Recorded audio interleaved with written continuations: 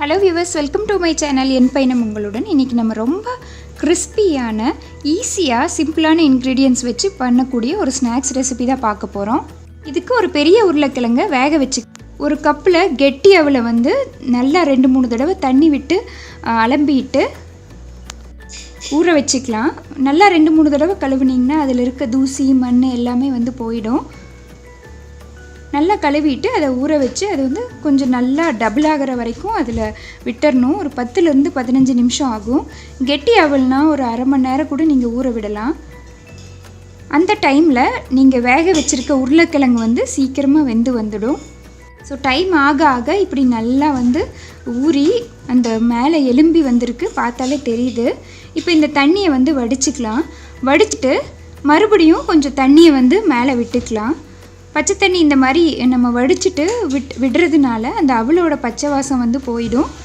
ஏற்கனவே நம்ம கழுவியிருக்கோம், இருந்தாலும் ஊறினதுக்கப்புறம் இப்படி ஒரு தடவை விட்டு எடுத்தால் பச்சை வாசம் போயிடும். அடுத்து இந்த மாதிரி பொட்டேட்டோ மேஷர் வச்சு நல்லா அப்படியே அமுக்கி விட்டுக்கலாம். கையில் கூட நீங்கள் நல்லா பிசைஞ்சு விடலாம்.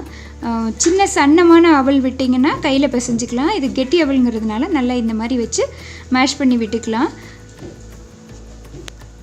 நல்லா அவல் வந்து உடையிற வரைக்கும் அப்படியே நல்லா பிசைஞ்சு விடணும். உருளைக்கிழங்குல நான் உப்பு போட்டு வேக வச்சதுனால இந்த மாதிரி அழகாக தோல் வந்து உறிஞ்சி வந்துடுச்சு. ஈஸியாக வந்து உரிக்கிறதுக்கும் சிரமம் இல்லாமல் உரிச்சாச்சு. நல்லா இந்த மாதிரி வேக வச்ச உருளைக்கிழங்கையும் இதிலையே சேர்த்து அப்படியே நல்லா மசிச்சு விட்டுக்கலாம். பொட்டேட்டோ மேஷர் யூஸ் பண்ணுறதுனால நம்ம சூடு வந்து நம்ம கையை வந்து அந்த அளவுக்கு பிடிக்காது. உருளைக்கிழங்கும் அவளும் கலந்து வர்ற வரைக்கும் நம்ம இதை பண்ணிகிட்டே இருக்கணும். பார்த்தாலே தெரியுது, ரெண்டும் நல்லா மிக்ஸ் ஆகிடுச்சு.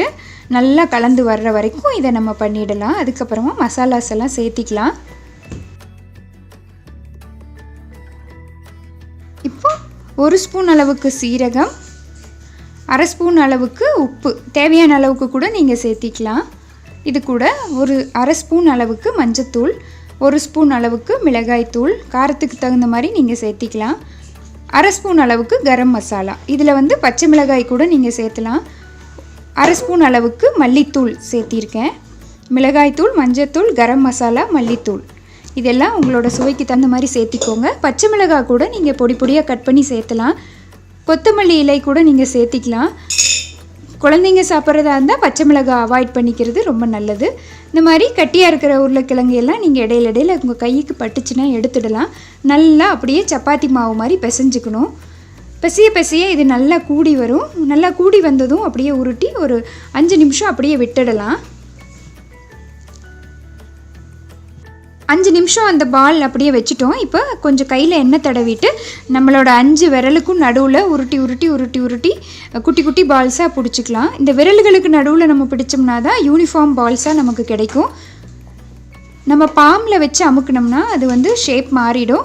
ஸோ யூனிஃபார்ம் பால்ஸாக பிடிக்கும் போது ஃபைனல் டச்சும் ரொம்பவே அழகாக இருக்கும்.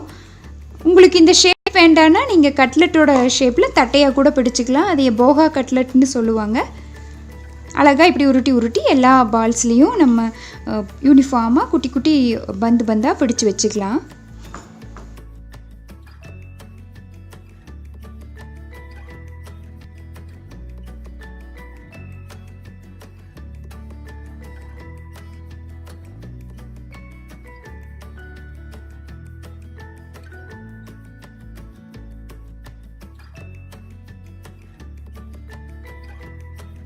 முடிஞ்சது, அவ்வளோதான், எல்லாமே பிடிச்சாச்சு. இந்த கேப்பில் எண்ணெயும் நான் வந்து வானலியில் காய வச்சுருக்கேன். டிஷ்யூ பேப்பரும் ரெடி பண்ணிக்கலாம். இப்போது எண்ணெயில் கொஞ்சமாக குட்டியாக ஒரு பீஸ் போட்டு பார்ப்போம். நல்லா வந்து எண்ணெய் சூடாகிடுச்சு. இதுவும் நல்லா பார்த்தாலே தெரியுது, நல்லா ஃப்ரை ஆகி வருது. அப்போ மற்ற பால்ஸையும் இந்த எண்ணெயில் விட்டுக்கலாம். நல்லா சூடானதுக்கப்புறம் சிம்மில் வச்சுட்டு நீங்கள் இதை போடலாம். அப்படியே ஹைலியே விட்டுட்டிங்கன்னா எல்லாமே கரிஞ்சு போயிடும். அதனால் சிம்மில் வச்சுக்கலாம். நல்லா ப்ரௌனிஷ் ஆகிற வரைக்கும் கொஞ்ச நேரம் இப்படி ஒரு சைடு விட்டுட்டு அப்புறம் ஜென்டிலாக அடுத்த சைடை வந்து திருப்பி விட்டுக்கலாம். போட்ட உடனே திருப்புனா எல்லாம் பிரிஞ்சு போயிடும். இந்த ரெசிபிக்கு வந்து எண்ணெயும் கம்மியாக இருந்தால் போதும். நீங்கள் வந்து சப்போஸ் தோசைக்கல்லில் வச்சு செய்கிறதுனா கூட நீங்கள் தட்டையாக கட்லெட் மாதிரி வச்சு செய்யலாம். பாருங்கள், ரொம்ப கிறிஸ்பியாக வந்திருக்கு இந்த குட்டி பீஸு. நல்லா அப்படியே எல்லாமே ப்ரௌனிஷ் ஆகிற வரைக்கும் அதை வேக வச்சு லைட்டாக அப்படியே மூவ் பண்ணி விட்டுட்டு குக் பண்ணி எடுத்துக்கலாம். இந்த சத்தம் அடங்குற வரைக்கும் நம்ம அதையை வந்து குக் பண்ணணும்.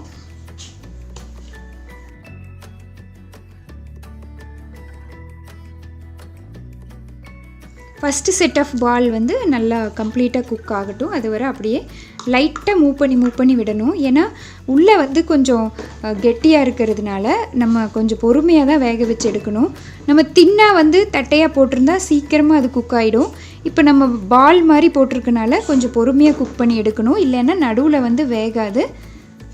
நல்லா முருகலாகவும் வந்திருக்கு, பார்த்தாலே தெரியுது. லைட்டாக குத்தி பார்த்தா கூட அது வந்து ஒன்றும் ஆகலை. பாருங்கள், ரொம்ப கிறிஸ்பியாக இருக்குது வெளியே, உள்ளே வந்து ரொம்ப ரொம்ப சாஃப்டாக இருக்குது. அதை டிஷ்யூ பேப்பர் வச்ச பிளேட்டுக்கு வந்து நான் ட்ரான்ஸ்ஃபர் பண்ணிக்கிறேன். அடுத்த செட் பால்ஸை வந்து நான் ஆயிலில் போட்டுக்கிறேன். ஒரு 2 மினிட்ஸ் விட்டுட்டு அதுவும் நல்லா குக் ஆகட்டும்.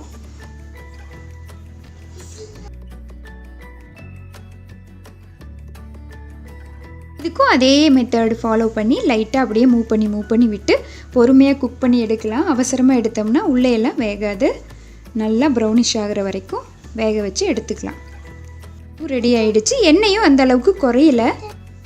சாதாரண இன்க்ரீடியன்ஸை வச்சு ரொம்ப டேஸ்டியாக நல்ல கிறிஸ்பியாக குழந்தைங்களுக்கும் பெரியவங்களுக்கும் கொடுக்குற மாதிரி ஒரு ஸ்நாக் வந்து ரெடி ஆகிடுச்சு. பார்க்க மட்டும் இல்லை, சாப்பிட்றதுக்கும் ரொம்பவே நல்லா இருக்குது.